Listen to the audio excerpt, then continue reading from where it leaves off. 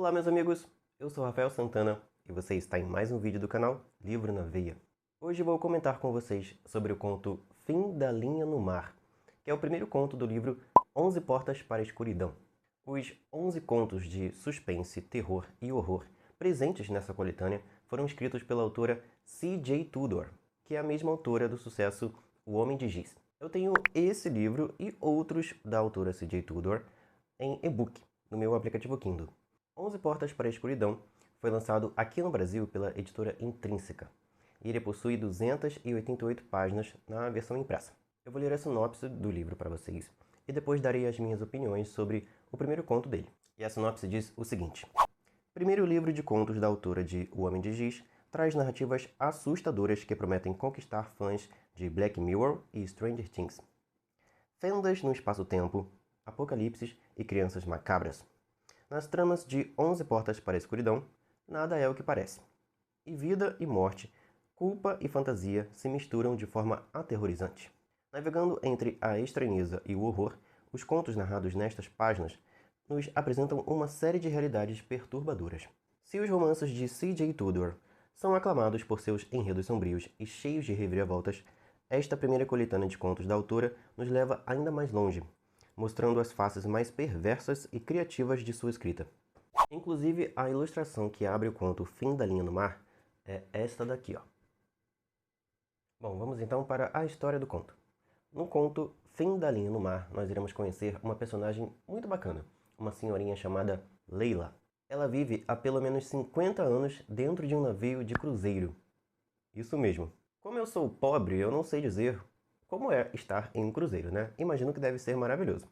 Mas passar o resto da sua vida dentro de um não deve ser muito bom, não. Passar o resto da sua existência preso dentro de um navio, cercado de mar por todos os lados e convivendo sempre com as mesmas pessoas e debaixo de um rígido controle, não é para qualquer um, não. O conto se passa em uma espécie de realidade distópica, onde algo catastrófico aconteceu no mundo. Todos os países, todos os territórios do planeta se tornaram territórios muito hostis e quase inabitáveis. As pessoas que restaram do lado de fora do navio são imaginadas por quem está dentro do navio como sendo uma espécie de monstros. Pessoas de quem eles devem manter distância, porque aparentemente essas pessoas se tornaram selvagens, contaminadas e também muito perigosas. O único lugar seguro no mundo, segundo as pessoas que comandam o navio, é o próprio navio. Seguro entre aspas, porque há muitas regras por lá, e ai de quem não segui-las à risca. Essas regras existem para que haja uma sensação plena, ininterrupta, de paz, de felicidade, de harmonia, de alegria ali dentro.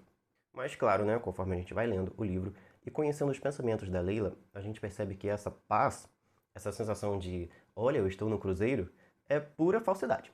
Todo mundo lá dentro está meio abalado, está meio, né, com algum problema na cabeça, por causa do estresse, por causa de todo o controle, por causa das incertezas de como vai ser a sua própria vida e do que está do lado de fora, do que há além daqueles mares, que é tudo o que o povo que está dentro daquele navio consegue ver.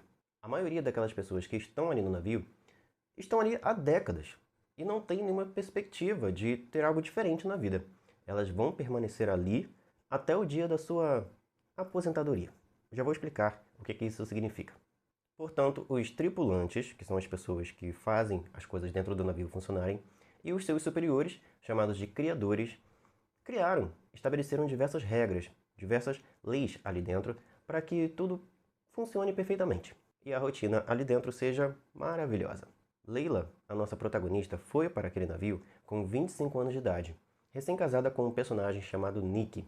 E se ela está lá há 50 anos, não é difícil deduzir que agora ela está com 75. Como eu já dei um spoilerzinho para vocês, dentro desse navio existe uma cerimônia chamada de cerimônia de aposentadoria. É quando um idoso completa uma determinada idade, que se eu não me engano é 75 anos, e algo acontece com ele. Ele se aposenta. Só que não é a aposentadoria que a gente conhece, não. A pessoa que completa uma certa idade e se aposenta dentro do navio é jogada para fora dele. É uma espécie de sacrifício em que a pessoa pula do navio. Ela vai em direção ao mar, em direção aos deuses do mar, porque também existe uma espécie de religião ali dentro.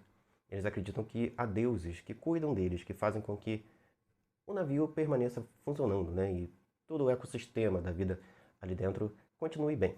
Ou seja, esses idosos são literalmente sacrificados para que haja um controle populacional ali dentro. E para que os recursos que são usados para a manutenção da vida, como ela é ali no navio, jamais acabe, jamais entre em colapso. Esses idosos, coitados, aceitam isso, aceitam essa realidade, esse fim da vida, porque eles pensam e são, né, sofrem uma lavagem cerebral para isso, para ter esse tipo de pensamento. Eles pensam que fazendo isso, né, eles estarão ajudando a manter o bem-estar de todos. Lembrando também a vocês que os parentes, né, filhos, netos desses idosos estão ali dentro. Então eles meio que aceitam essa realidade, esse fim, para ver o bem daqueles que eles deixarão no navio. E logo logo vai chegar a vez de a Leila se aposentar, ou melhor dizendo, morrer afogada. E ela tem refletido muito nesses últimos dias a respeito da vida, se lembrado muito do seu ex-marido, que já faleceu, e da sua filha chamada Edson, que virou uma espécie de pária ali dentro, porque ela fez o que ninguém deve fazer, o que é a proibição máxima ali dentro. A Edson, a filha da Leila, fugiu do navio. Desde que ela desertou daquele navio, a Leila nunca mais teve notícias dela. Ela não sabe se a filha se afogou, não sabe se a filha chegou até a terra firme e muito menos o que ela encontrou lá, né? Já que, segundo o que é dito dentro do navio, o mundo não é um bom lugar para se visitar. Por causa de todas as suas reflexões sobre a vida e sobre a sua futura morte, a Leila tem sentido emoções muito fortes. Tem sentido saudade, tristeza, medos, angústia, e esses sentimentos causarão alguns problemas para ela se a Leila deixar esses sentimentos transparecerem no seu rosto, nas suas atitudes. Porque, afinal de contas, deve reinar uma paz absoluta, uma felicidade plena ali dentro. Se qualquer pessoa demonstrar que está tendo sentimentos diferentes do sentimento de euforia, de felicidade, de alegria, essa pessoa vai ter uma visitinha, né? Terá uma sessão de terapia não muito agradável. Há alguns boatos de que essa tal sessão de terapia é mais uma sessão de lobotomização do que qualquer outra coisa. A vida segue no navio, tudo ali é perfeitamente manipulado, controlado ou não, porque vai acontecer algo inesperado e algo chocante aqui, um assassinato. A perfeição absoluta que reina ali no navio é então destruída. E a Leila fica sabendo dessa morte através de uma personagem bem fofoqueira chamada Mirabel. Após saber sobre o defunto e sobre quem é o defunto, a Leila vai ficar muito interessada em descobrir mais sobre o que está acontecendo no navio, sobre o que tem sido encoberto, tanto a situação de agora, né, dessa morte, quanto de outras situações também terríveis que podem ter acontecido e que ninguém ficou sabendo, porque os tripulantes e os criadores provavelmente esconderam tudo, né? Abafaram o caso. Que outras situações poderiam ter acontecido, hein? Ou então, que outras situações podem vir a acontecer? Situações essas que ninguém ficará sabendo. Novos detalhes sobre essa morte misteriosa vão surgindo no decorrer do conto. Detalhes trazidos sempre pela personagem Mirabel, que é o ser mais bem informado dos sete mares.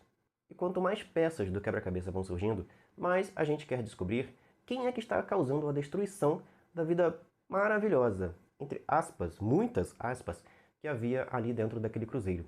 Mistérios que você só vai descobrir se ler o conto, porque eu não vou contar o final aqui. Bom, no geral, eu gostei do conto. Eu ainda não li os demais, para cravar aqui que esse é o melhor do livro, mas nessa primeira experiência com os contos da C.G. Tudor, eu posso dizer que foi uma experiência bacana. As pequenas reviravoltas que vão surgindo e o suspense crescente fazem com que a gente fique preso ali na trama. E eu me apeguei bastante à personagem Leila.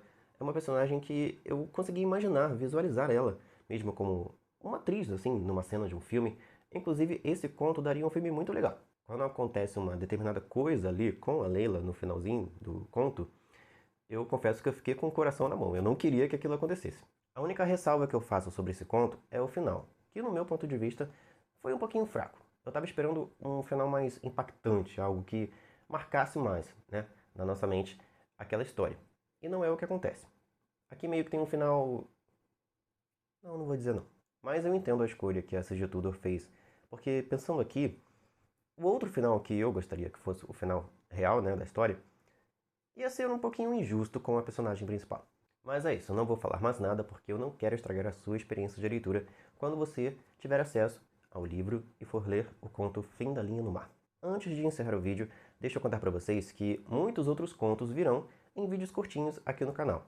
Eu tenho pelo menos 5 livros de contos. Contos de terror, contos de mistério, de suspense. Então, daqui pra frente, eu vou sempre fazer uma resenha de contos variados, de variados autores também. Se você gostou deste vídeo, deixa o seu like e também inscreva-se aqui no canal para não perder dicas de histórias incríveis aqui no YouTube. A gente se vê então num próximo vídeo. Tchau, pessoal!